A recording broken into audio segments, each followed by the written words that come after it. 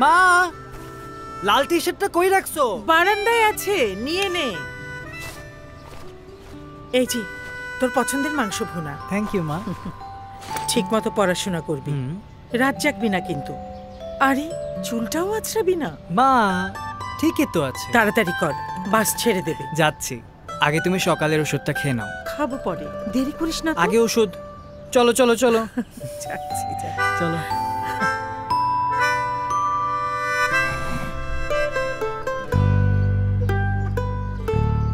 তুমি ট্রিটের মতোই সুইট।